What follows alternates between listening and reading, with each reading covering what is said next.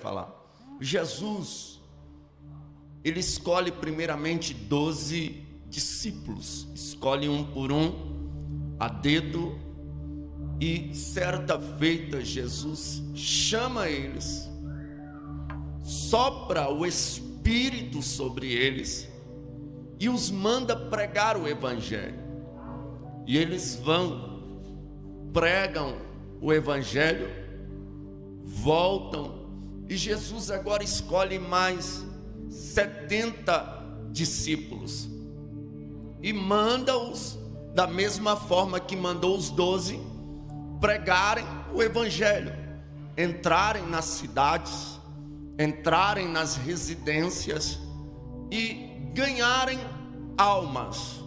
O que me chama a atenção são as diretrizes que Cristo dá tanto aos 12 como aos 70. Jesus vai dizer: olha, vocês vão, não levem bolsa, não levem alforge, não levem 2 túnicas, mas vão, a casa que vocês entrarem, fiquem lá até o dia de sair.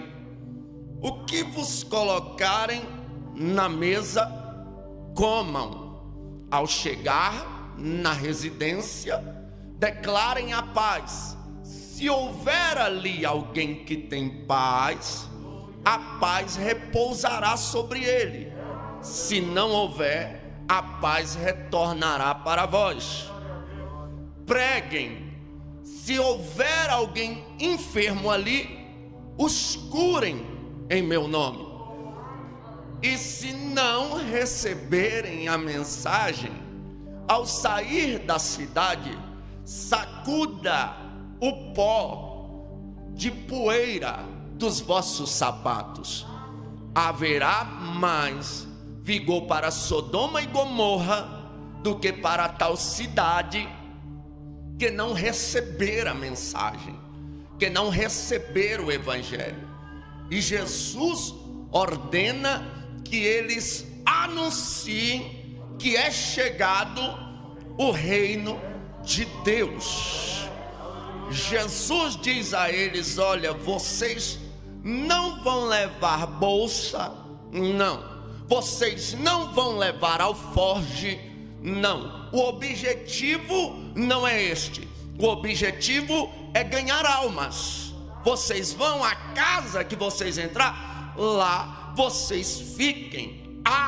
Jesus, no século 21, dando um culto de ensino para os pregadores da atualidade. Aleluias. Eu ia amar estar presente. Por que, pregador? Porque hoje é tudo ao contrário do que Jesus mandou. Aleluia. Jesus disse: a casa que entrai. Jesus não disse hotel de 5 estrelas. Jesus não disse hotel que me comporte, porque os camaradas hoje têm que ter hotel que comporta eles, e o Filho do Homem não tinha nem onde reclinar a cabeça. Aleluias. Jesus disse: o que vos pôr na mesa, comam.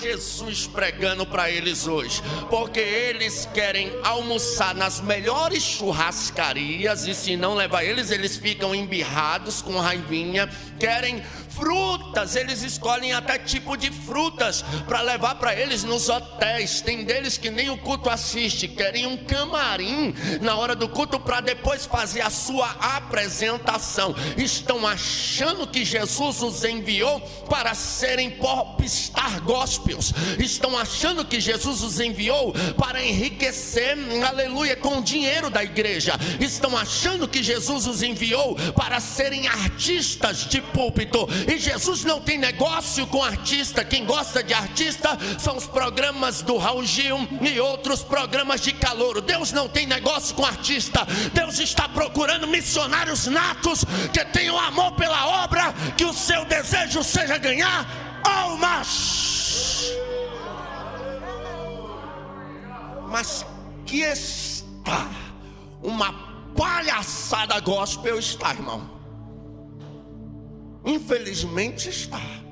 Assim Jesus pega eles. Jesus disse: olha, o que vos pôr na mesa, comam. É assim que se faz missões. Não é cheio de exigências, não. Vocês vão ser participantes, porque o obreiro é digno de seu salário, do que os irmãos puderem fazer. Agora vocês vêm botar banca cheio de... Não chamei vocês para isso.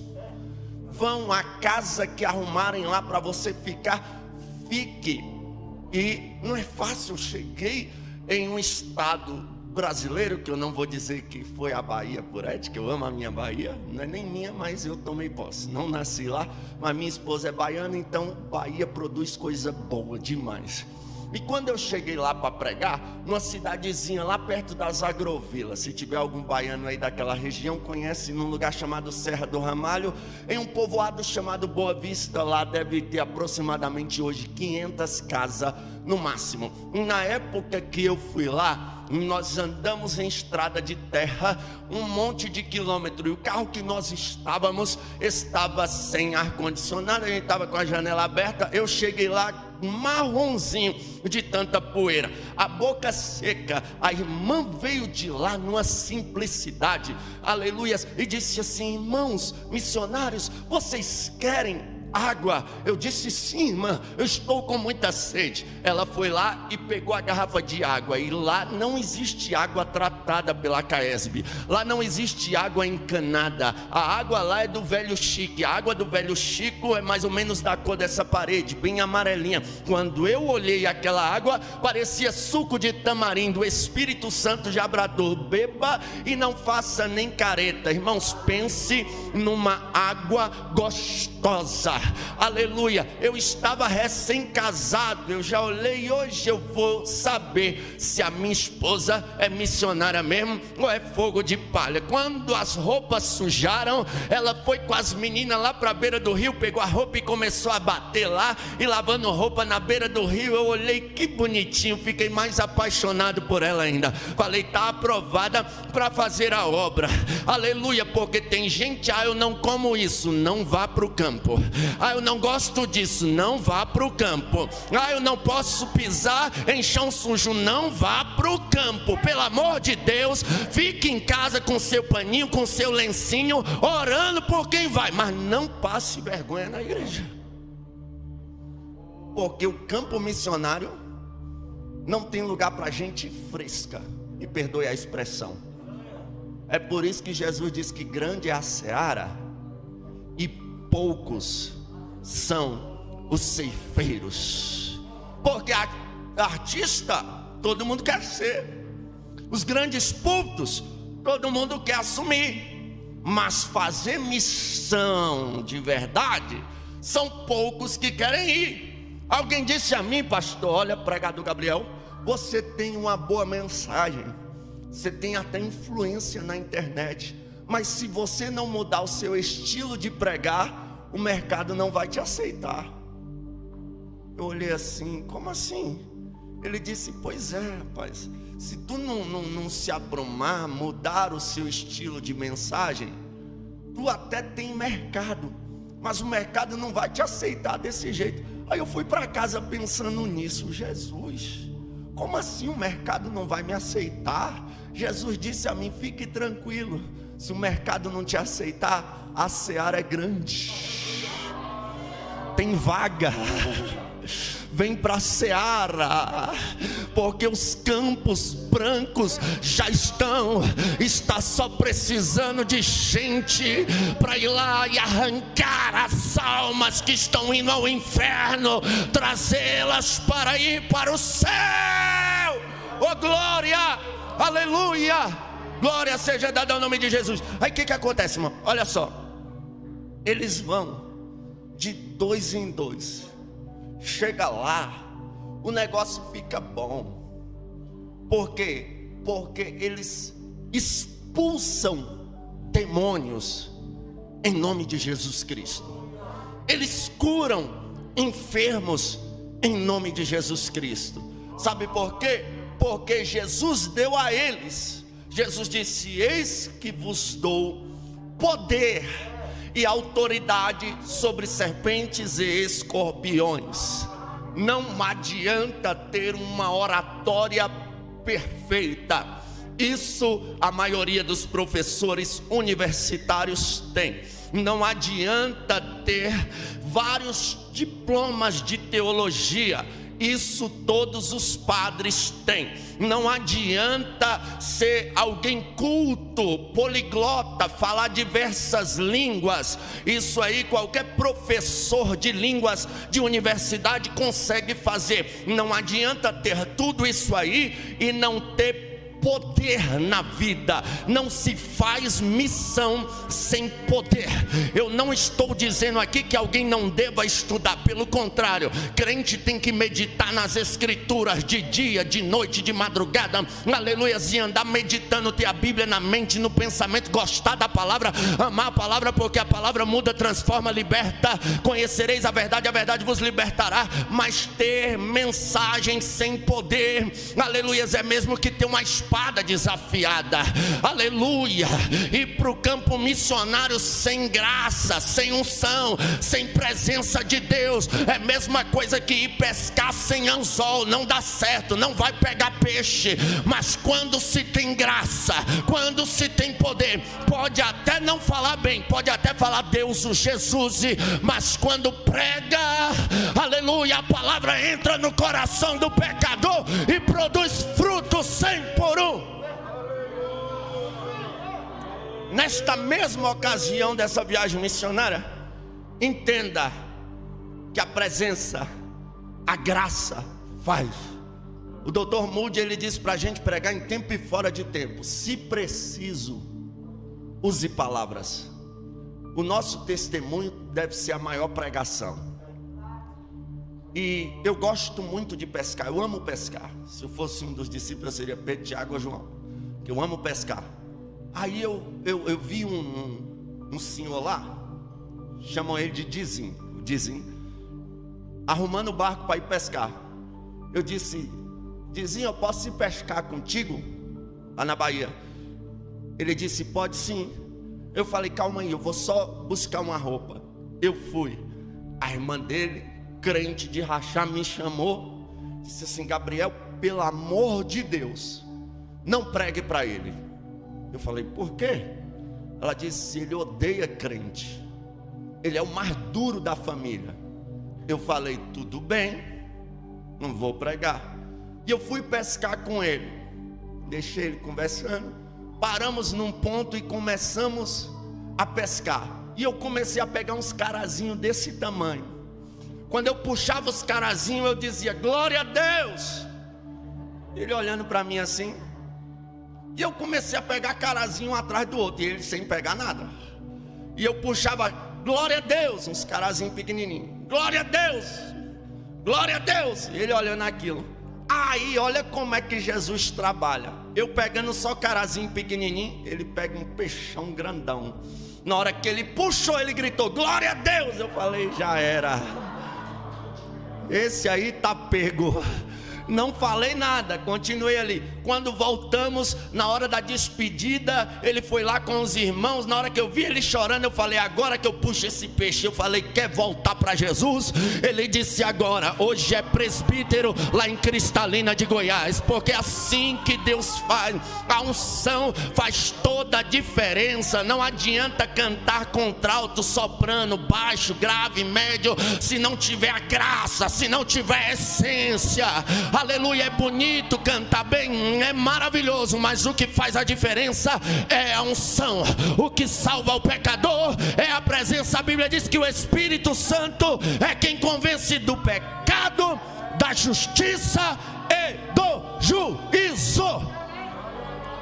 Eles vão, expulsam o demônio, curam pessoas e voltam. Quando eles voltam, ó felicidade. E se fosse eu ou você, estávamos na mesma felicidade também. Afinal de contas, eu particularmente já vi Jesus, através da minha oração, toda honra e toda glória seja dada a Ele, 4 pessoas levantarem de cadeira de roda. Mas não foi isso que tanto me emocionou, sabe? Eu já vi diversas pessoas vomitando enfermidades. Já vi pessoas, um menino uma vez com um caroço do tamanho da metade de uma laranja na mão, e o caroço desapareceu, a gente orando, veio uma cruzada. Eu já vi Jesus fazer muita coisa, mas uma coisa que muito me emocionou foi um menino que não falava, e nós oramos, e ele falou a primeira palavra dele, ele falou Jesus.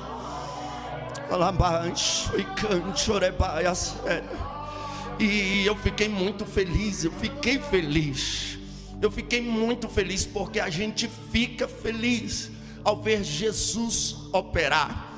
E os discípulos voltam radiantes, e eles começam a declarar: Mestre, estamos felizes, em teu nome até os demônios nos sujeitam. Jesus olha para eles e diz: eu vi Satanás cair do céu como um raio.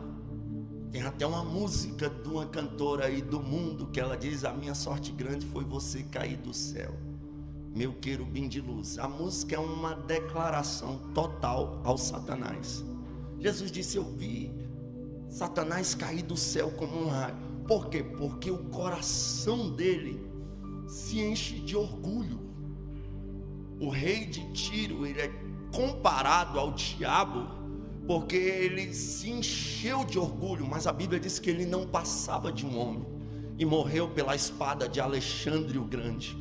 Então o que acontece, irmãos? Quando Jesus está dizendo isso, Jesus está dizendo a eles: olha, Satanás caiu porque se orgulhou de algo que não era dele. O louvor dele era perfeito no céu, mas ele caiu porque ele se achou demais. Então ele caiu. Eu vi Satanás cair do céu como um raio. Então cuidado, os dons, foi cantado aqui pela dupla de cantora, não é para autopromover ninguém.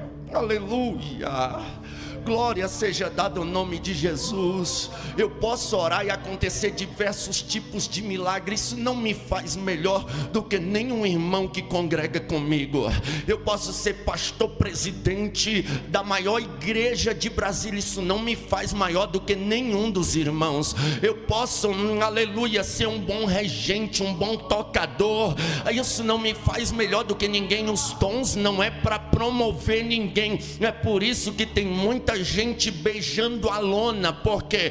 Porque estão achando que são maiores, porque são usados de alguma forma para pregar bem, para cantar bem, em milagres, sinais, prodígios e maravilhas. Mas Jesus diz a eles: olha, não vos alegreis por isso, este não é o objetivo. É para vocês darem pulos de alegria, fazerem festas se preciso, fazerem congressos se preciso, cultos de ações de graça, pelo vosso nome está escrito no céu. Este é o objetivo daqueles a quem Deus dá poder, é ter o nome escrito no livro da vida e fazer com que pessoas tenham o nome escrito no livro da vida. Aleluias. Eu já encerro aqui a minha participação. Eu tinha 14 anos de idade quando eu me envolvi com drogas. Dos meus 14 aos 18, eu me envolvi no mundo do crime. Vendi drogas, andei armado, cometi assaltos, fiz coisas horríveis. Eu tinha 15 anos de idade, tinha acabado de fumar um baseado de maconha junto com 2 amigos e parei no murinho da minha casa assim e sentamos sobre o efeito da droga. Eu morro de vergonha do meu passado. Eu sei que contar testemunho é bonito, alguém que era isso e aquilo e hoje é crente. É tão lindo a gente ver a história de alguém, mas para mim o testemunho mais bonito é: fui criança crente, adolescente crente, jovem crente, sou crente, estou indo para o céu crente. Esse é o maior testemunho, o mais difícil de ter, é esse. Mas eu morro de vergonha do meu passado. Mas eu estava ali e de repente vem 3 jovens missionários com o coração inflamado pelo poder do Espírito Santo, não se envergonhavam do Evangelho. E eles pararam na porta da minha casa em Maneide Maciel e começaram a sapatear.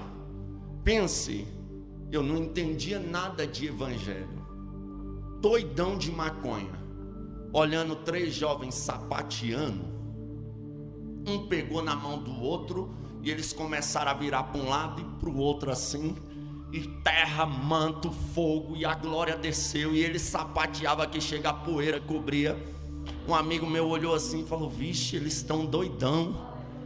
Mas quem estava doidão era nós. Eles estavam cheios da graça. Aí eu morava num barraquinho de madeira, vivia numa situação de miséria terrível, porque meu pai abandonou minha mãe com 7 filhos, e minha mãe trabalhando, pegou uma alergia, não pôde mais trabalhar. Então a gente praticamente quase passou fome.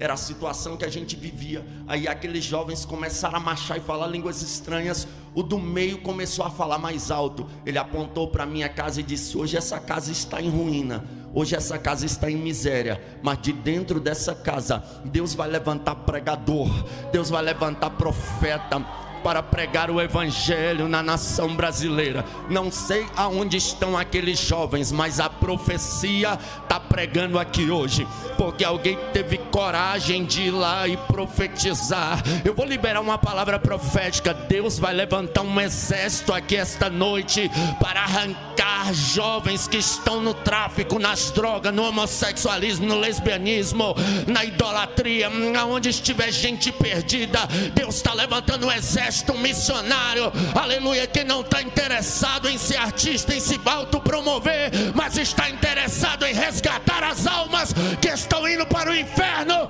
e levá-las ao céu. Só quem quer ir, se coloca de pé adorando a Jesus.